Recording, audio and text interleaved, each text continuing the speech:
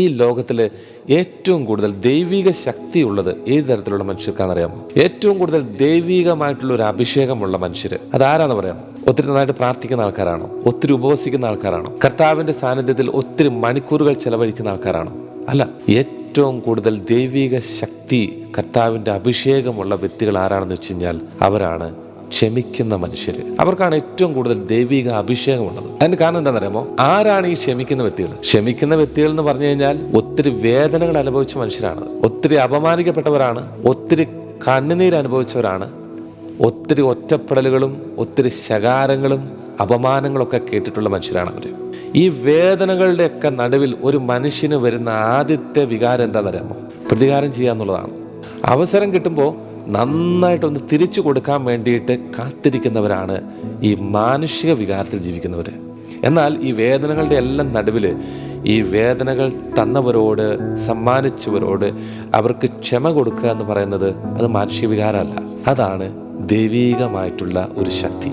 അത് കർത്താവിൻ്റെ ഒരു പ്രത്യേക അഭിഷേകമാണ്, അത് ദൈവത്തിൻ്റെ ഒരു പ്രത്യേക പവറാണ്. ഈ പവർ ഉള്ളത് കൊണ്ടാണ് ഇവർ ഈ ക്ഷമിക്കുന്നത്. അതുകൊണ്ടാണ് ഞാൻ പറഞ്ഞത്, ക്ഷമിക്കുന്ന വ്യക്തി എന്ന് പറഞ്ഞു കഴിഞ്ഞാൽ മാനുഷിക വികാരത്തിലുള്ള വ്യക്തിയല്ല. ആ വ്യക്തി ദൈവിക ശക്തിയിൽ ജീവിക്കുന്ന വ്യക്തിയാണ്. ആ വ്യക്തി കർത്താവിൻ്റെ പ്രത്യേകമായിട്ടൊരു അഭിഷേകത്തിൽ ജീവിക്കുന്ന വ്യക്തിയാണ്. ദൈവമാണ്, ഈശോയാണ് കുരിശിൽ കടന്നുകൊണ്ട് ക്ഷമിക്കാനായിട്ട് പഠിപ്പിച്ചത്. അപ്പോൾ കുരിശിൽ കടന്നുകൊണ്ട് ക്ഷമിച്ചത് ആരാ? മാനുഷിക ശക്തിയല്ല, അത് കുരിശിൽ കടന്നുകൊണ്ട് ക്ഷമിച്ചത് ദൈവിക ശക്തിയാണ്. അപ്പോൾ ക്ഷമിക്കുന്ന വ്യക്തി എന്ന് പറയുന്നത് ദൈവിക ശക്തിയുള്ള മനുഷ്യരാണ്.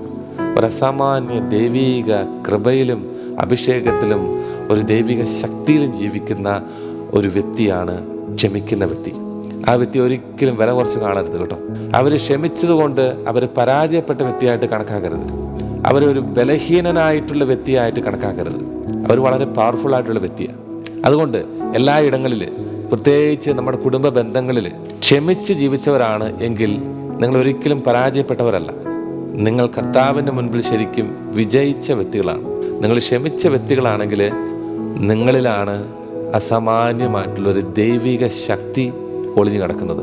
ഈ കർത്താവിൻ്റെ അഭിഷേകം മതി മുന്നോട്ട് ധാരാളം ദൈവാനുഗ്രഹങ്ങൾ ലഭിക്കാനായിട്ട്. പ്രതികാരം ഉണ്ടല്ലോ, അതൊരു പൈശാചിക വികാരം കൂടിയാണ്. ദൈവിക ശക്തിക്ക് ഓപ്പോസിറ്റായിട്ട് പ്രവർത്തിക്കുന്ന ഒരു തിന്മയുടെ ശക്തിയാണ്. അതുകൊണ്ട് എപ്പോഴും ക്ഷമയുടെ അഭിഷേകം, ക്ഷമിക്കാനുള്ളൊരു ശക്തി കിട്ടാനായിട്ട് മുന്നോട്ടുള്ള ജീവിതത്തിൽ നമ്മളെപ്പോഴും പ്രാർത്ഥിക്കണം. കുടുംബതലങ്ങളിൽ, നമ്മുടെ ജീവിതത്തിലെ മറ്റു പല ജീവിത ബന്ധങ്ങളിലൊക്കെ നമുക്ക് ഒത്തിരി മുറിവുകളും വേദനകളും ഭാരങ്ങളും നിരാശകളും ഒറ്റപ്പെടുത്തലുകളും അപമാനങ്ങളും അങ്ങനെയുള്ള കാര്യങ്ങളൊക്കെ അനുഭവിക്കേണ്ടി വന്നിട്ടുണ്ടെങ്കിൽ, ക്ഷമിക്കാൻ പറ്റാത്ത വ്യക്തികളുണ്ടെങ്കിൽ ക്ഷമിക്കാനുള്ളൊരു ശക്തിക്ക് വേണ്ടി പ്രത്യേകം പ്രാർത്ഥിക്കുക.